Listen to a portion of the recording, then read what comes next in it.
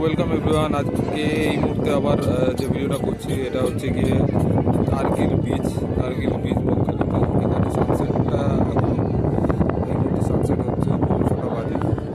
সানসেটের একটা ভিডিও করার চেষ্টা করছি এবং আজকে যেহেতু চড়ক রয়েছে তো সেই জন্য আশপাশে হয়তো ওই পুজো হচ্ছে এবং যেগুলো চড়কের ঝাঁপ হয় এই হয় ওই সবও চলছে প্রচুর।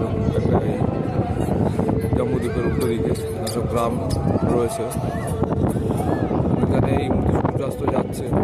এটা কার্গিল বিচ নাম অ্যাকচুয়ালি কেন হয়েছিল সেটা এই মুহূর্তে জানলাম আর কি। কার্গিল যখন যুদ্ধ হয়েছিল এখানে ট্রেনিং হয়েছিল মিলিটারিদের, হেলিকপ্টার এইসব কিছু নিয়ে মক ড্রিল হবে বা কোনো সেরকম কিছু ট্রেনিং হয়েছিল হয়তো।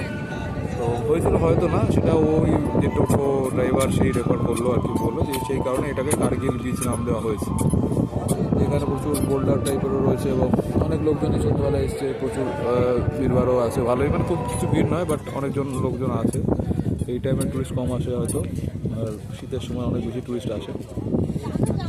এখানেও কিন্তু সমুদ্রে মানে বিচে এখানে দেখতে পাচ্ছি প্রচুর জল আছে। এই জায়গাটা যাওয়াটা এখন আর সম্ভব হচ্ছে না, এই মুহূর্তে সূর্যাস্ত হয়ে যাচ্ছে মানে একদম হরাইজনের দিকে। তারপরে কিছু মেঘাচ্ছন্ন আছে, মেঘ আছে, তো মেঘ থাকার জন্য সূর্যাস্তটা এই মুহূর্তে এরকমভাবেই ক্যাপচার করা যায়। রেড ডটের মতন হয়ে গেছে ক্যামেরাতে, একদমই হয়তো রেড ডটই মনে হচ্ছে দেখে।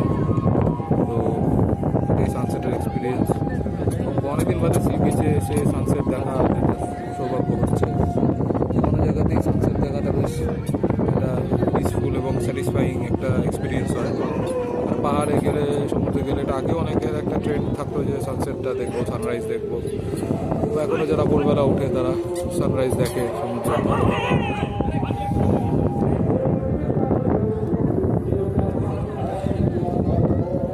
এটাই ছিল সানরাইজের ভিডিও, সানসেটের ভিডিও সরি।